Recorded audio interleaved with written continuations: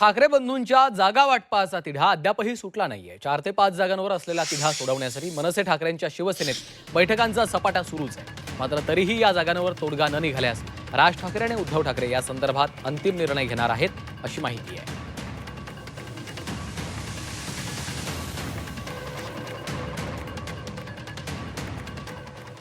ठाकरेंची शिवसेना 150 जागांवर लढणार असल्याचं कळतंय, तर मनसेला 60 जागा मिळणार असल्याची सूत्रांची माहिती आहे।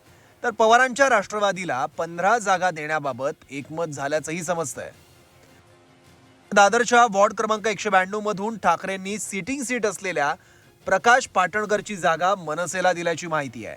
यशवंत किल्लेदारांसाठी राज ठाकरेंनी ही जागा पारड्यात पाडून घेतल्याची माहिती आहे।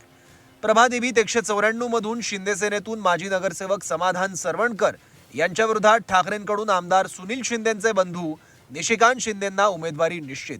मनसेकडून संतोष धुरींचा बळी यासाठी देण्यात आला आहे।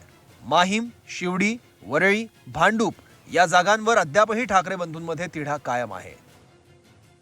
अणुशक्तीनगरमधील जागांवरून पवारांची राष्ट्रवादी आणि ठाकरेंच्या शिवसेनेत रस्सीखेच। अणुशक्तीनगरमधील 6 पैकी 5 जागांवर ठाकरेंच्या शिवसेनेचा दावा। अणुशक्तीनगरमध्ये एकच जागा शरद पवारांच्या राष्ट्रवादीला सोडण्याची तयारी।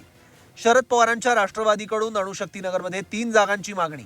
2024 विधानसभेमध्ये पवारांच्या राष्ट्रवादीचे उमेदवार तिथे 3000 मतांनी पराभूत झाले होते। या भागात राष्ट्रवादीची जास्त ताकद असल्याचा पवारांच्या राष्ट्रवादीचा दावा। दरम्यान दोन्ही ठाकरेंमध्ये जागा वाटपाबाबत कुठलाच तिढा नाही अशी माहिती खासदार संजय राऊतांनी दिली आहे। जागा किती आणि आकडा किती ह्याच्यामध्ये कोणीच पडत नाही। शेवटी जे काही राहणार आहे ते शिवसेना मनसे या एका कुटुंबात राहणार आहे।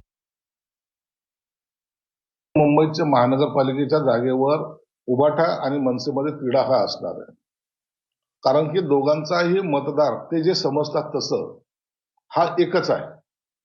मग ह्या जागेमध्ये कुणाचं वर्चस्व याच्यासाठी ह्या दोघा भावामध्ये आता लढाई सुरू झालेली आहे।